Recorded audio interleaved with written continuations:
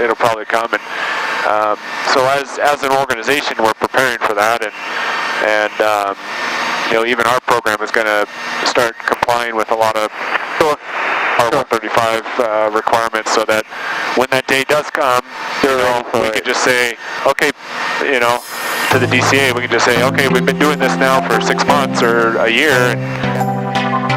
I'm flying today with Ntade Khotso, a pilot for Mission Aviation Fellowship, or MAF for short. MAF has been operating in Lesotho since the 1980s, or actually since 1980, I believe. If there is any flying organization or civil flying organization that is well aware of the local topography of Lesotho, it is MAF. Aside from MAF, you have a number of operators, of course, Mohahlala Airlines, whom I'm associated with, as a disclaimer, MGC Aviation, and the Lesotho Defense Force. Yeah, I think you'll be okay with the clouds. It looks like they're not quite touching the ridge lines. I'd like you to go a little bit more to the right. There's those two mountains there. Yep. I think I want you to be right in between those two. The one on the right is Machachi, actually. So do you know Machachi? I don't. Now I do. Oh, okay. And then the one on the left is Taboputswa. Okay.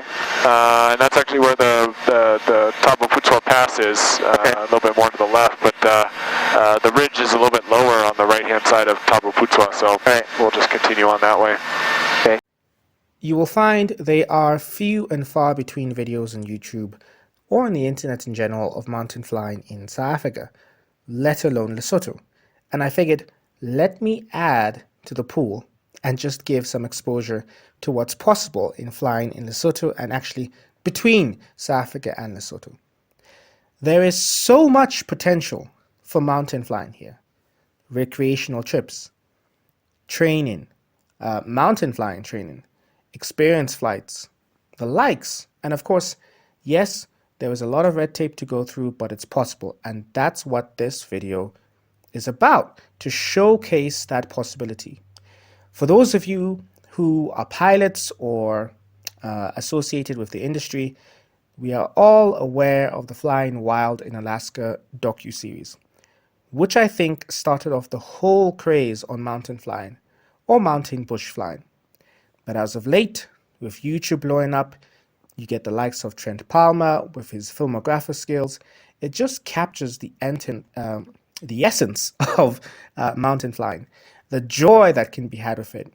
And now that YouTube is or has seriously gained traction in South Africa, I've got to give it up for the About to Stall YouTube channel. They've done an incredible job, especially during 2020, in highlighting or illustrating bush flying in South Africa. And how can I also forget my good friend Vickers on Instagram? He's got a bush baby, so please go give him a follow. He takes some amazing shots and clips of flying low and slow across the South African plains. Okay, so now let's get back to the video at hand. You join us approaching from the west to an airstrip called Lebakeng, a carrier code Foxtrot X-Ray Lima Kilo. Ntade Khotso here gives us a very nice brief on how they usually approach airstrips using an example airstrip en route towards Lebakeng. Let's listen in.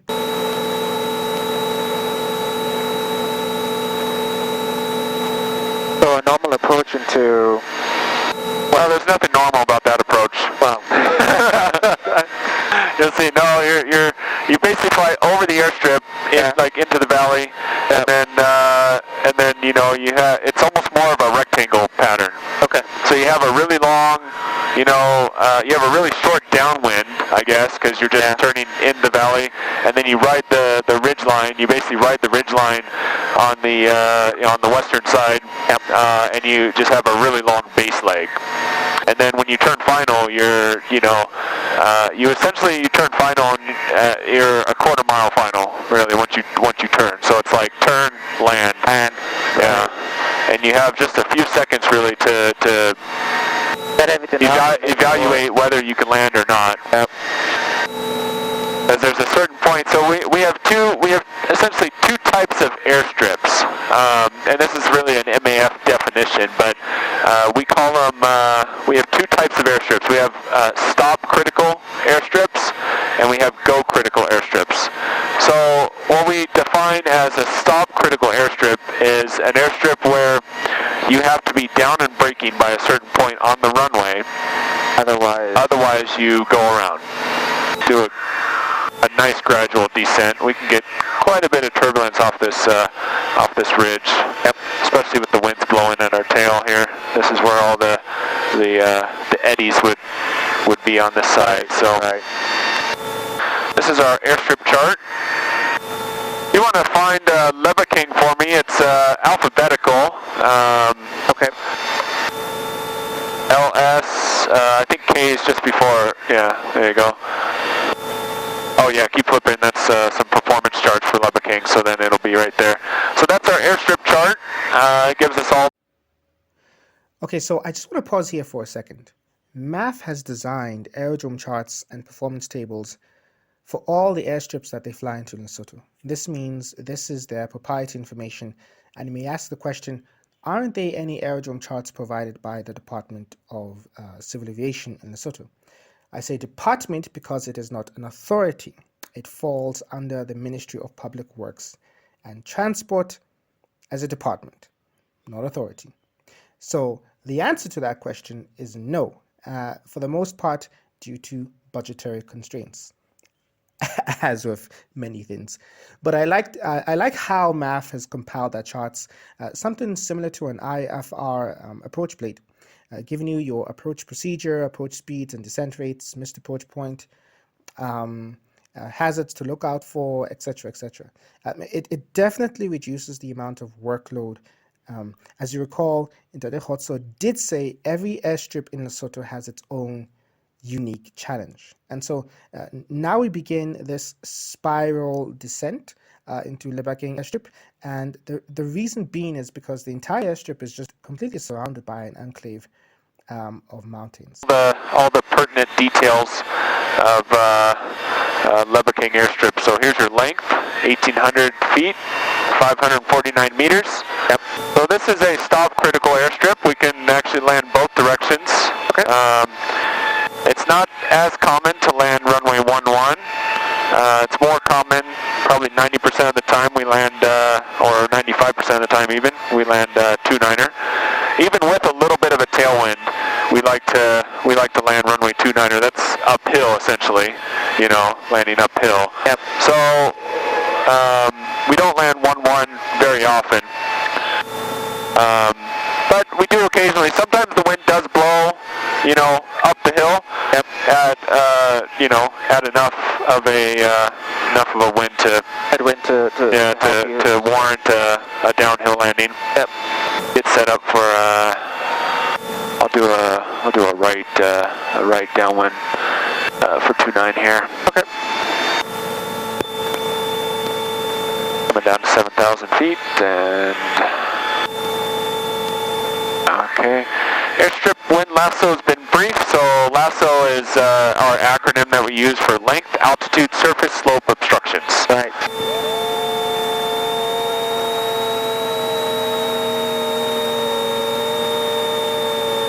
For my approach speeds that I use, we go 80 knots, 20 degrees on downwind, 70 knots, 30 degrees flaps on base, and 40 degrees flaps, 60 knots on final. Okay, so 80, 70, 60 on my airspeed.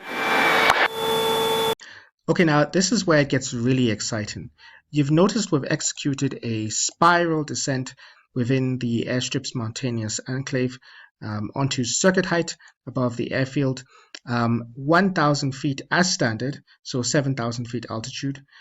We started the circuit downwind, and as Ntade stated, downwind is about 80 knots. Well, not about, it is 80 knots with 20 degrees of flaps. Then we turn base, and at base we are at 70 knots with 30 degrees of flaps. And then finals, we're at 60 knots and 40 degrees of flaps. So this is spot landing professionalism at its best, especially at this altitude. At 60 knots, you have about 1.15 above the stall speed for the Cessna 206. So now we're turning on to finals, and here I'm thinking, what's the wind doing? Because it's a headwind. Do we have any rotor winds down the mountainside? The effects of wind shear. The runway is only 549 meters long. I mean, all of this is to say the approach speed has to be precise. At 49 Charlie Mike, Oscar landing Lebakeng. Oscar landing Lebakeng. Charlie Mike, Oscar. Get lots of up and down drafts as we cross the ridges here. Yep. Be down and braking by the second marker, or we'll go around. Checklist is complete. 60 knots, and we're coming in at 70. That's pretty good.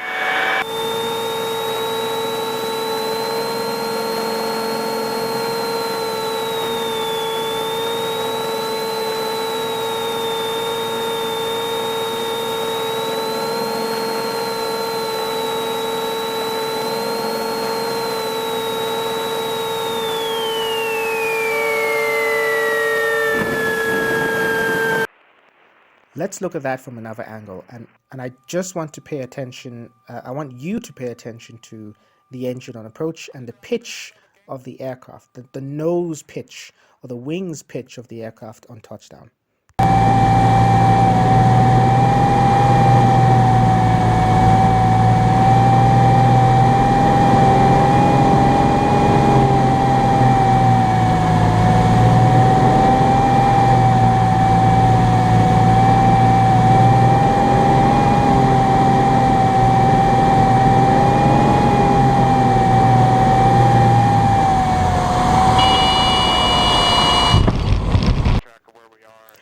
Okay guys, thanks for watching, and I'll end this video with an approach to Maseru 2 Air Force Base, otherwise known as the Bird's Nest. Thanks again. This video is a part of a 10 episode series dishing out because I figured I owe it to myself.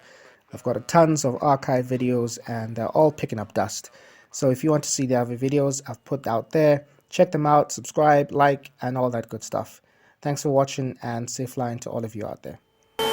And Bird's Nest Tower, Charlie Mike Oscar, final 2-2.